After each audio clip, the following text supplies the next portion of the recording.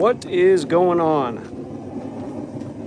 I am back live once again for today. Earlier I was doing a live stream with my son, and we were hanging out doing a scooter ride, and now I am in the backyard squishing some hot steel.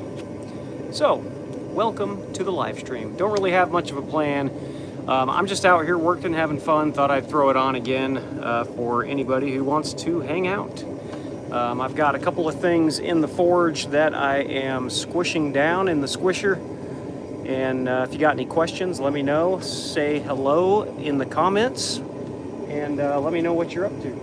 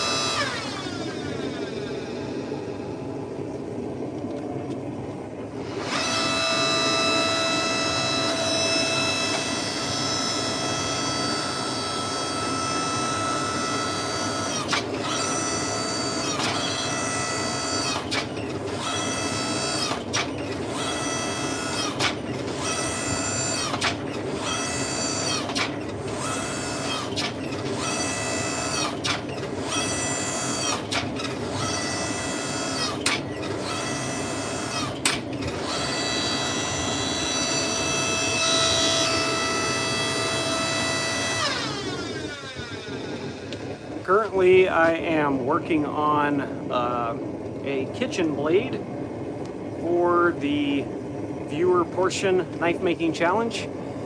And what's going on? Go81 and Pumpkin sending a spooky pumpkin for the forging vibes. Right on, man. So just kind of working on this really big, oversized chef's knife. It's going to be a doozy. I have the profile that I'd like to do cut out, so currently it's a little large, but we're going to be knocking it back down to this really big profile. This is about an 11-inch chef's knife, about 10 inches worth of cutting edge, and should come out pretty cool. But anyway, that's what we're doing, just kind of smushing it at the moment and trying to thin out the tip.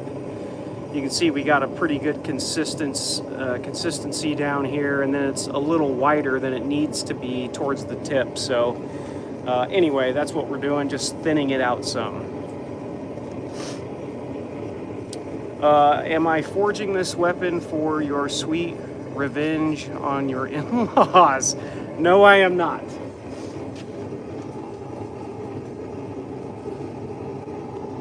That's a good one though. No, I'm lucky. My in-laws are cool. My mother-in-law has passed away. She was awesome though. I got along with her really well. And my father-in-law is a really cool guy. He lives in the Dominican Republic currently. Mitch says, are these available for purchase somewhere? So some of them are, yes. If you get on to either Etsy or you get on Google and you type in Matt and Sarah, S-A-R-A, creates Etsy store, then you should be able to find it. I've got a few blades right now currently for sale on the store. I don't sell all of the ones that I make, but I do try to put some of the blades up for sale on the store, and they do sell, which is awesome. It helps me recoup some of the money, and then I just take that money and put it right back into the hobby, which is cool.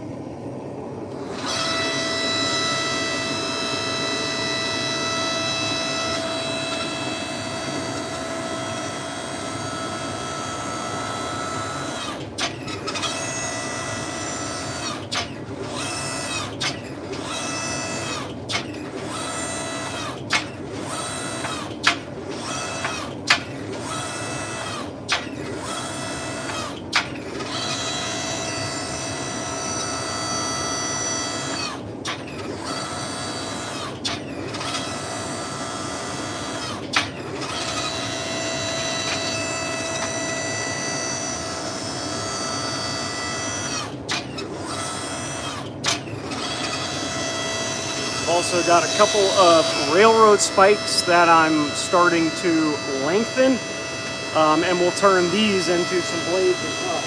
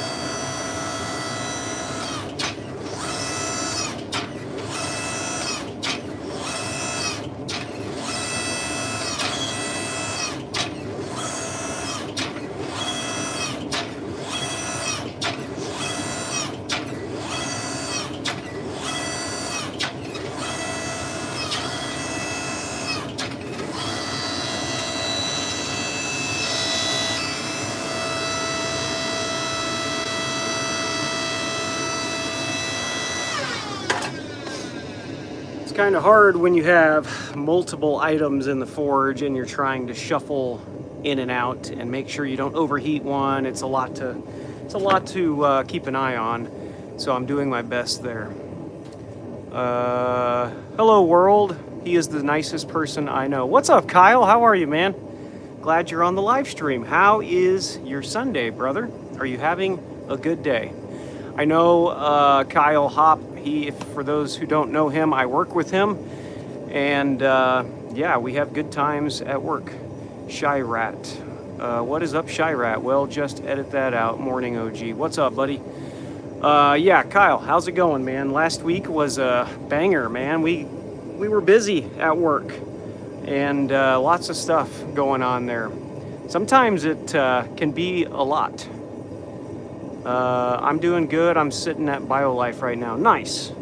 See, Kyle's a true champion, man. We go hard all week long at work, and then the weekend rolls around, and what does this guy do? He goes and he donates plasma and blood, because he's a good dude. Also for the money, which helps, but he's a good dude, and that's why he's doing it. David Cognier, what race are you? I am white, Caucasian, Native American, African American, Vietnamese? I don't really know. Not sure. I think we're all just a mix of a bunch of stuff. Lopez, hello, greetings from Argentina. Let's go, French. Yeah, see, Kyle knows. I got some French blood running through my veins.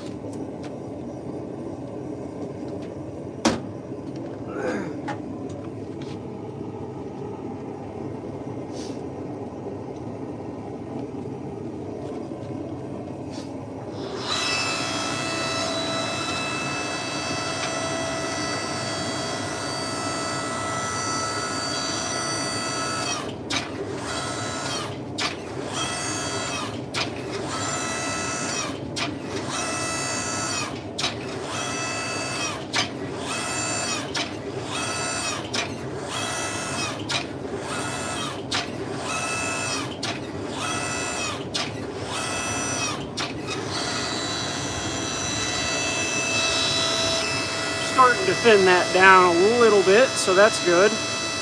That's really what we're trying to do, is match the thickness all the way throughout this thing.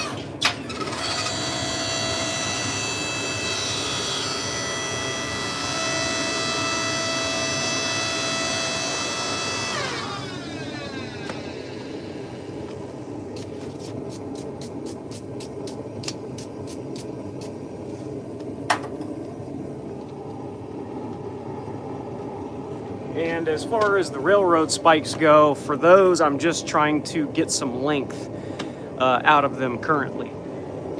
I will reposition you guys over here so you can kind of see what we're doing a little better. Hopefully you'll be able to see the material getting squished a little bit. We'll see how that works.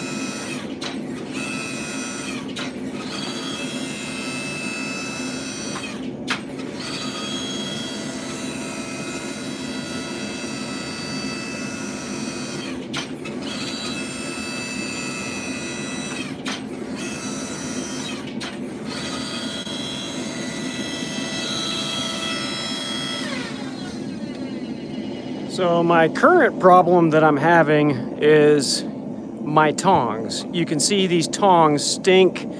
They're rather hard to hold on to. They do make railroad spike tongs, which are great, but I'm not going to go buy some. The other kind of tongs that I have that are pretty decent for this, I'm not sure what they're called necessarily, but you can kind of see how they work there.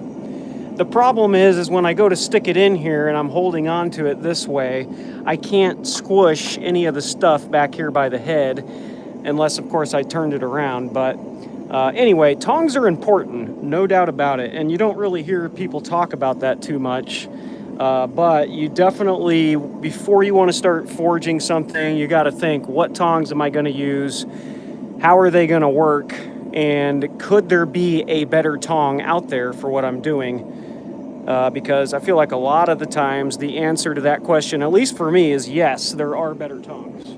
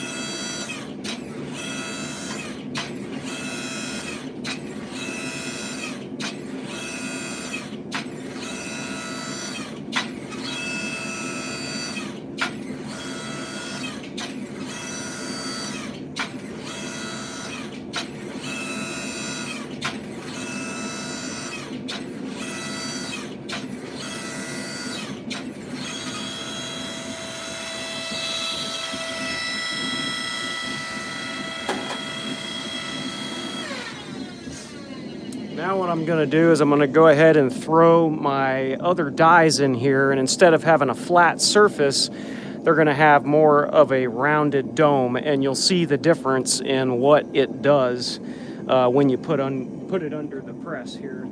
Let me pull these out real quick. We'll get them swapped out and give you guys a good look at that.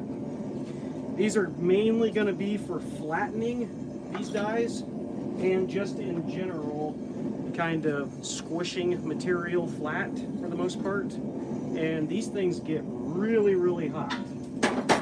So you kind of have to be careful with them and use them quickly with a gloved hand. But yeah, those get super warm. So here is the bottom die. And here, well, I guess that was the top. Here's the bottom. And you can see there what a difference that is. And it really does a good job at squishing the material lengthwise. I mean, it's pretty common sense, you know, you got a domed surface or whatever, so it's going to squish it, you know, lengthwise, but you get so much more power you know, in the squish because you have less surface area. Yes, I did make those from the plates from work. I bought quite a handful of them so that I would have different dies or different foundations for the dies. So I have, you know, like some fullering ones. These are kind of similar to this, but they're a little less subtle. They're pretty aggressive. So I've got some other ideas for dies in the future. Here's some sucker rod from work. So just a smaller version of this. But I want to make like squaring dies. That way I can do some canister Damascus. I want to do like a hammer eye punch die. So I can do like drift axe heads and hammer heads. I think that'd be really cool. All right, let's go ahead and we'll throw a spike under here and you'll be able to see just how well it squishes.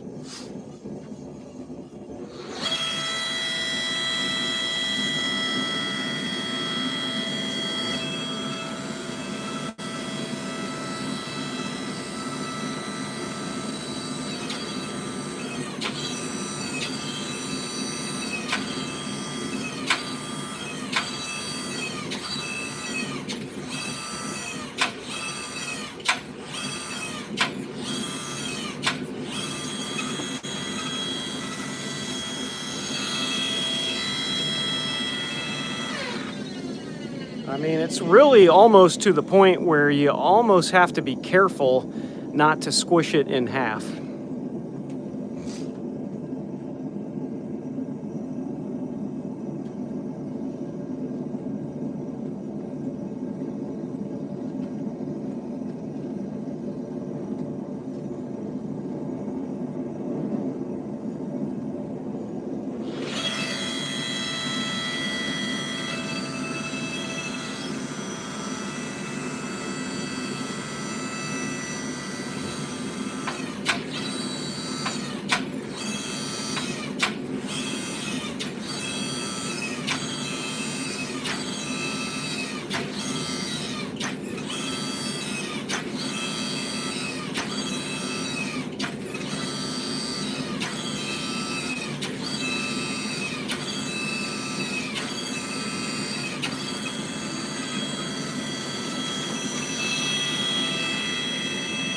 So we got some pretty good length out of that one.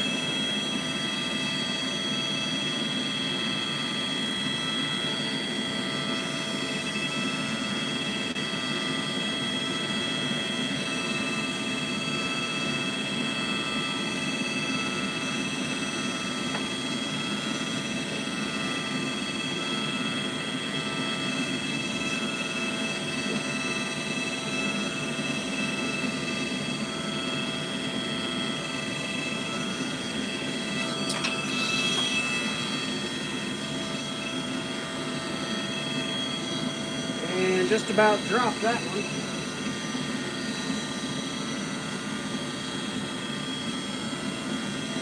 Again, that's why it's important to have good tongs, no doubt about it.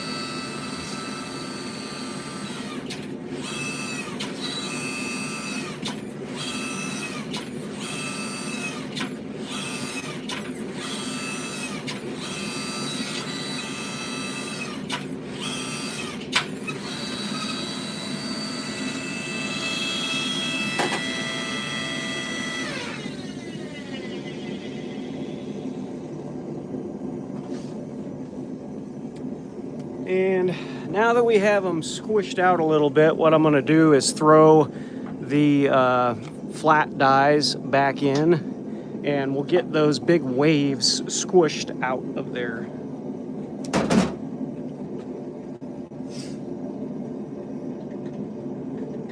And that way we'll be able to kind of go to true everything back up.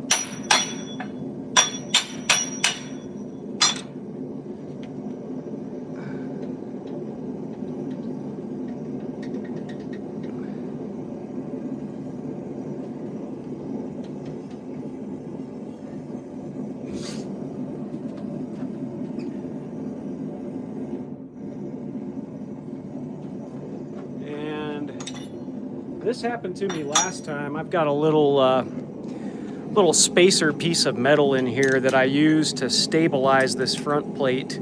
And when they get good and hot, obviously the metal expands from the heat, and sometimes it'll get kind of wedged in there. So you'll have to give me a second. I'm going to try to pop that out real quick.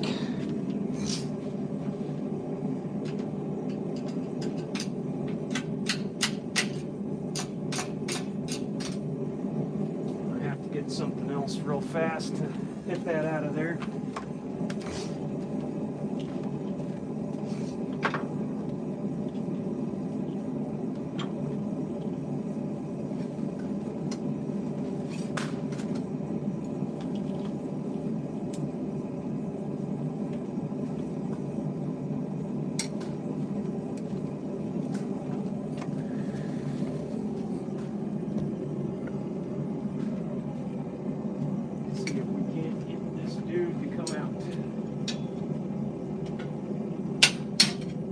There we go.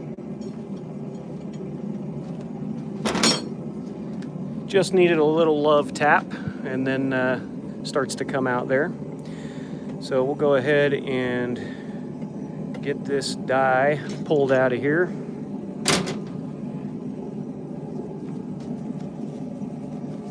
For the people in here, I got about 80 people or so in here. Thanks for clicking on the video and hanging out. Much appreciated.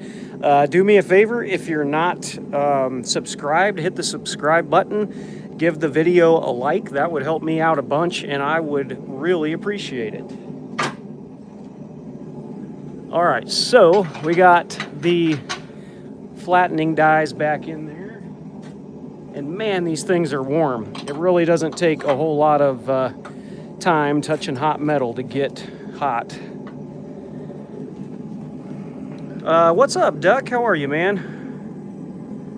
Yo, French man, where are my fries at? Gotta love the freedom fries. Have a good one, buddy. Thanks for popping on and saying hey.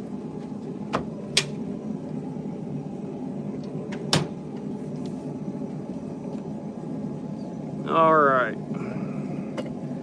go ahead and flatten these back out some.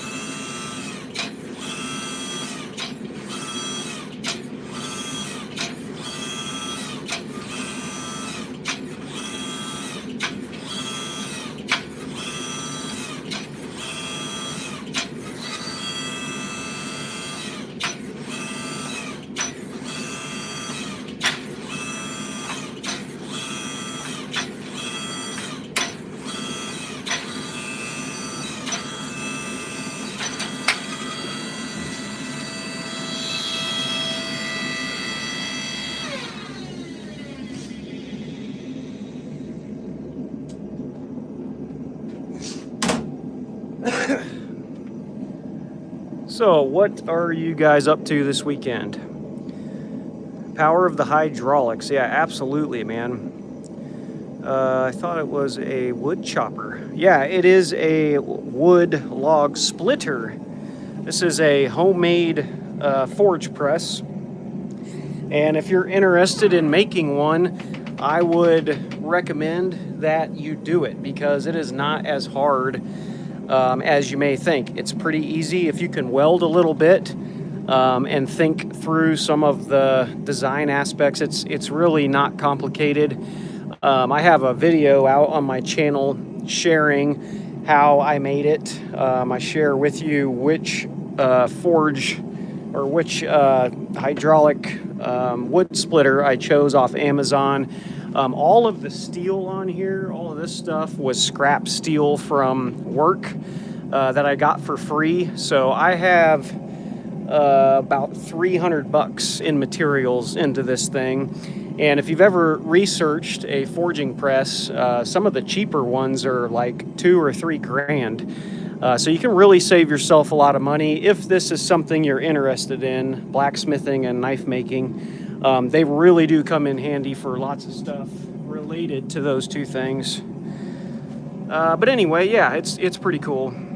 Kyle is out. This is so satisfying to watch. I know, it's super satisfying to be on this end as well and see the metal move super quick. It really is. I mean, it takes one squish with this thing is equivalent to about 20 or 30 minutes of beating on it with a hammer. It really does make life a lot easier. And sounds good, Kyle. I will catch you tomorrow, brother.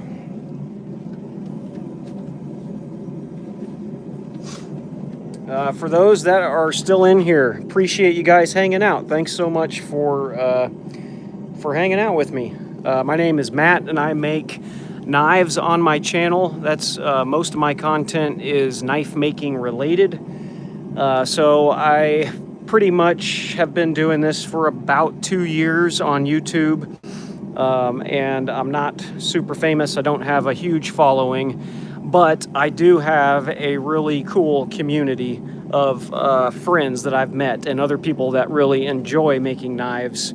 And to me, that's where it's at, no doubt about it. I learn from other people, watching other people work, mainly on their videos. So most of my videos that I do, I try to keep them in like an educational format where I'm trying to teach.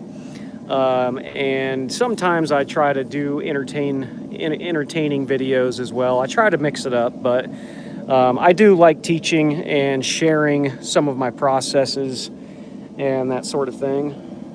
OG Frenchy fan says hello. Hello, mama. For those that don't know, that is my wife. She likes to get on and watch the videos, which is awesome. She's been my #1 fan since before the dawn of time. Since before I had any fans, she was the #1. She still is, and she will always be the #1 fan. All right, I think these things are getting hot enough. Let's continue to squish some steel. Might have to tighten up my curtains. You can see my curtains here are starting to get kind of close. I might try to reel those dudes in a little bit real quick.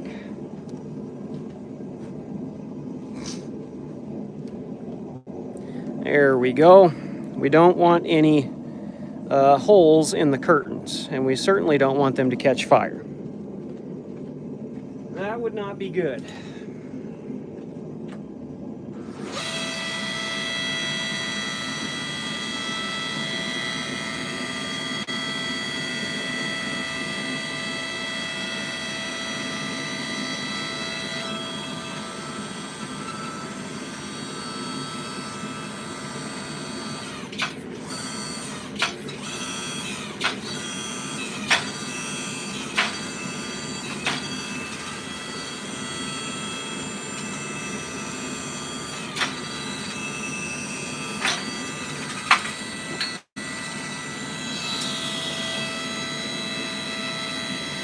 And we've dropped another one.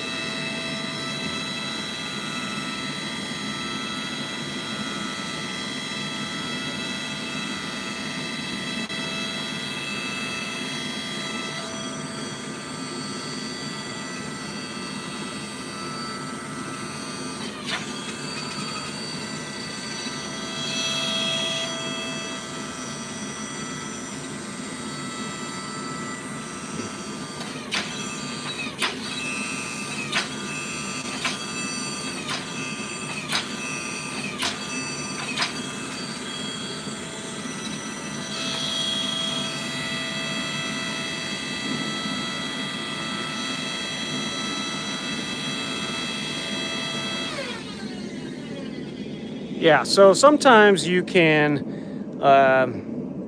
start to over squish, or you can squish when you don't mean to squish. And, sometimes it'll get away from you, but you just, you got to kind of keep an eye on it. And if it starts to move in a direction you don't want it to, then you have to adjust. XP sent a thumbs up. Right on, man. And XP sent a GG. I'm not really sure what that is or what that means, but thank you. 10 rubies. For anybody out there watching, what the heck is a ruby? I don't understand that. I'm not sure what it is, but it it's showing me that I've got 10 rubies, and I don't know what that is or what it means. So if you're watching and you know what that is, will you please tell me so that I can know what the heck that means? Is it like a thumbs up thing? I don't know.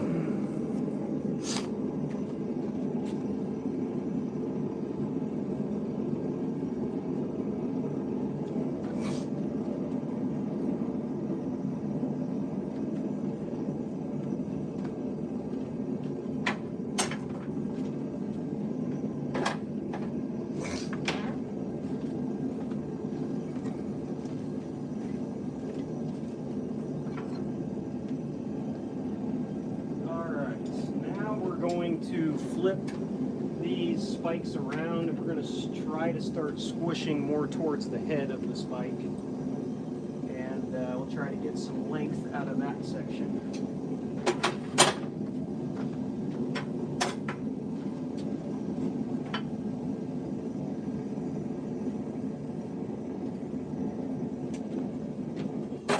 Also too, that way I'll be able to use these tongs, which will work pretty good for this situation. It's certainly important to use the right tongs. As you may have seen, I've dropped the hot steel a few times. Anyway, it happens. You just got to watch out for your tootsies. That's all.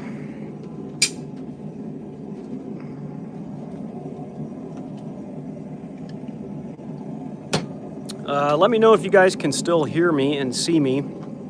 I don't have any idea if you can. Sometimes it cuts out and the comments have stopped.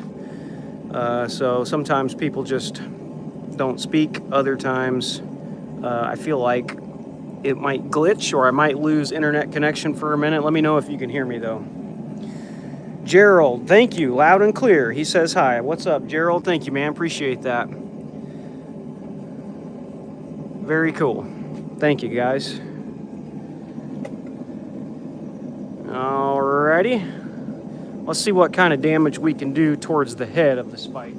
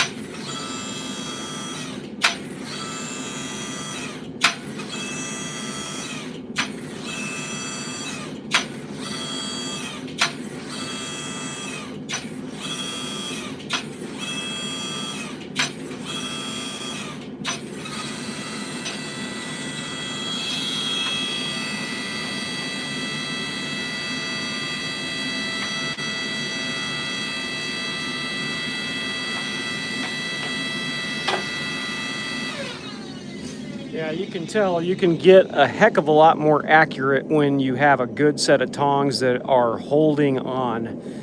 And when you're trying to hold them with those other tongs, which are like needle nose pliers, things can get a little squirrely pretty quick.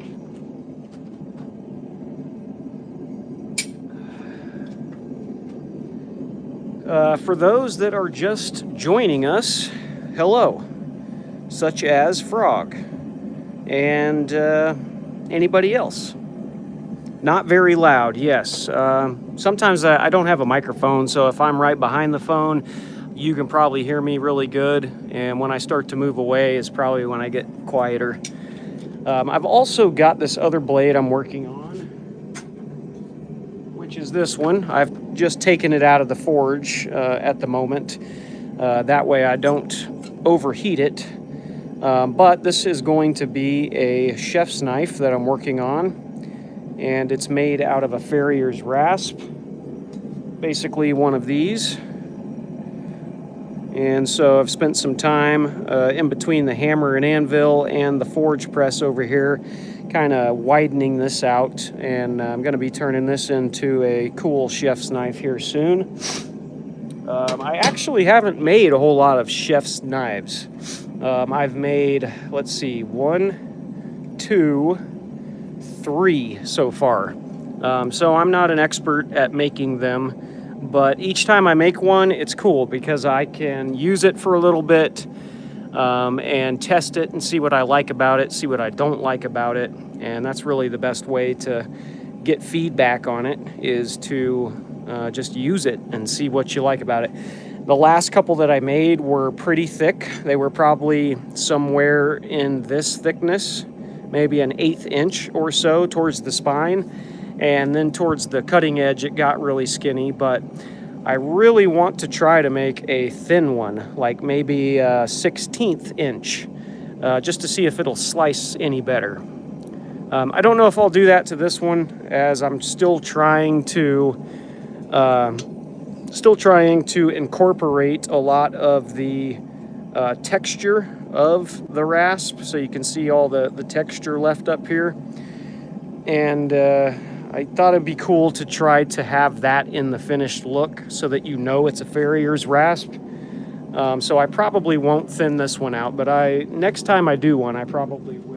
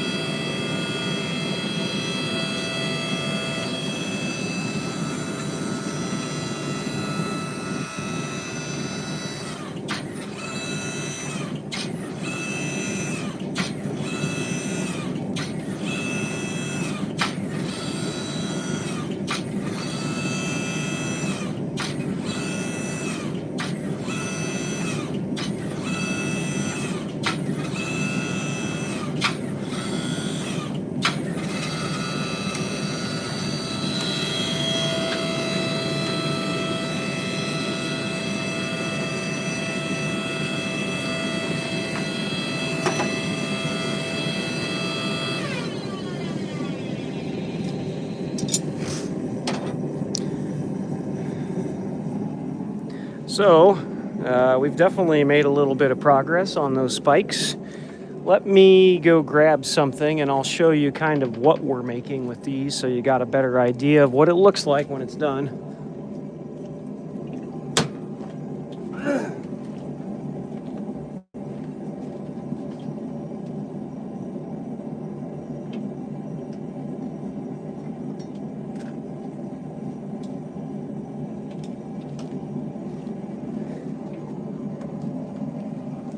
So here is a finished railroad spike knife. This is like I call it a fillet knife. Now, is this going to be the best cutting knife in the world? No, definitely not. But it's a lot of fun to make.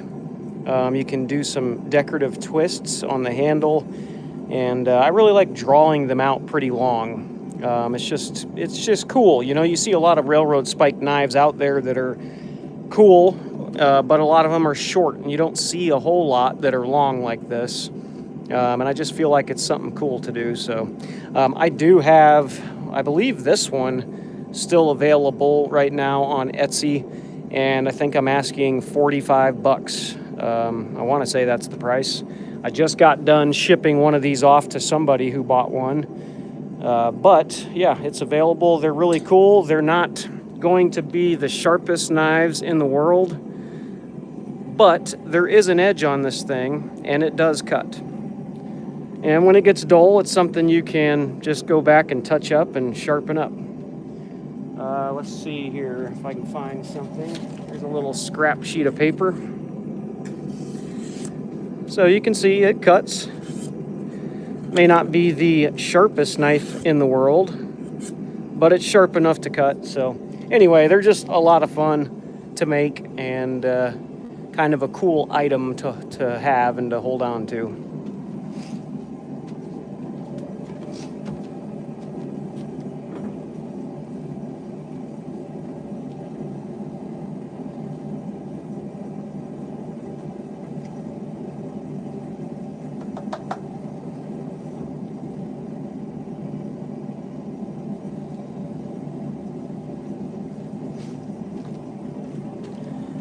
Anyway, I am almost out of time. Let's do one more squish here, and then before we go, I'll turn off the forge. We'll hang out. I'll show you a couple of things, and then you guys can ask any questions you got.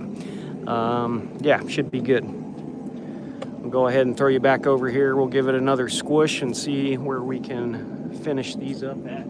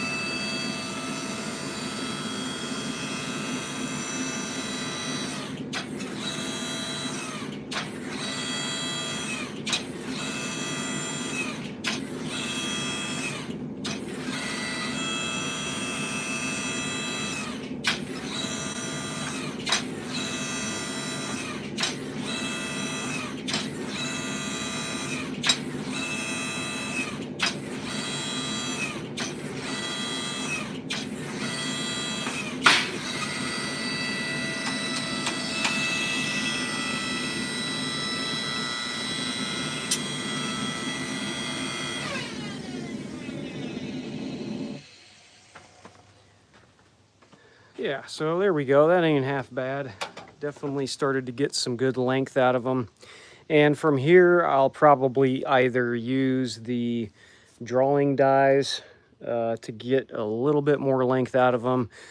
We'll just see, but pretty much from this point on, I pretty well go over to the anvil and kind of finish them out with the hand hammer.